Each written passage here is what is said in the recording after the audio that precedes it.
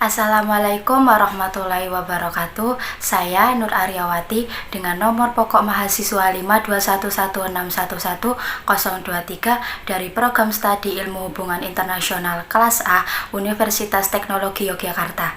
Di sini saya akan mereview jawaban saya dari tugas Pancasila halaman 63. Untuk soal yang pertama adalah jelaskan secara singkat tentang perbedaan antara etika dan etiket. Untuk jawabannya adalah jika dijabarkan secara singkat adalah etika bersifat mutlak dan murni dari hati nurani yang paling dalam. Biasanya orang yang memiliki etika yang baik akan selalu memiliki niat yang baik dalam berperilaku. Sedangkan etiket adalah tata cara pergaulan yang baik antar sesama manusia yang bersifat relatif, atau cara yang tepat yang diharapkan oleh komunitas tertentu yang dianggap lebih sopan. Dan soal nomor 2 adalah sebutkan dan jelaskan aliran etika maupun karakteristiknya. Aliran etika yaitu memiliki 3 aliran. Aliran yang pertama adalah aliran keutamaan yang berupaya menitik beratkan kesopanan dan kebaikan sesuai dengan nilai agama. Contohnya adalah adanya sikap kejujuran dan murah hati yang dimiliki oleh setiap orang sesuai dengan perintah agama. Kedua adalah aliran teleologis yang cenderung hanya melihat konsekuensi atau tujuan akhir saja. Misalnya penentuan kebenaran atau kesalahan yang dilihat pada akhir sebuah perkara.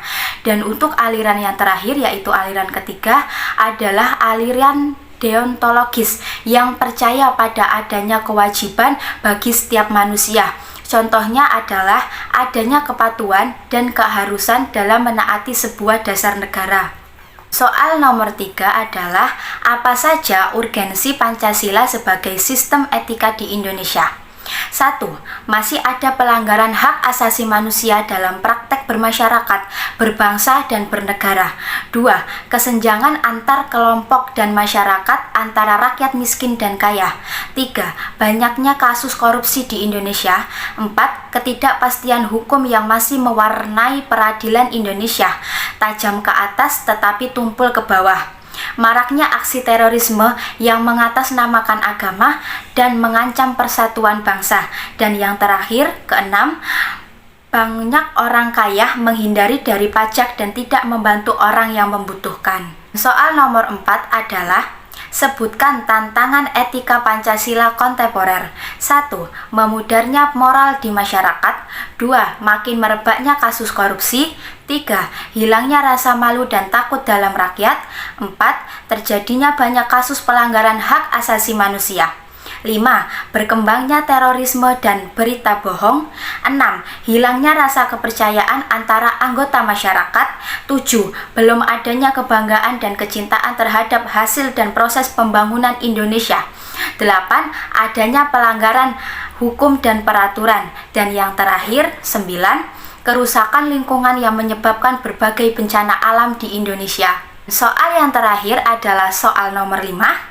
Bagaimana solusi atas berbagai tantangan etika Pancasila?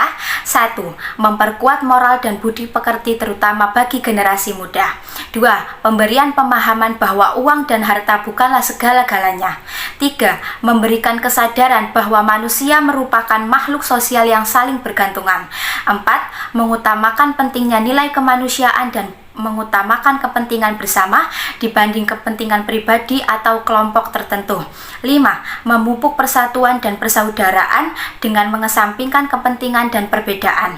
6. Membangun cinta terhadap produk dalam negeri dan ikut membangun negeri melalui pajak.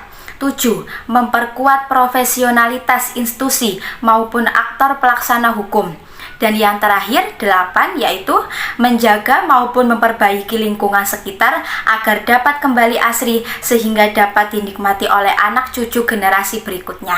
Sekian review jawaban dari saya. Kurang lebihnya saya mohon maaf. Assalamualaikum warahmatullahi wabarakatuh. Terima kasih.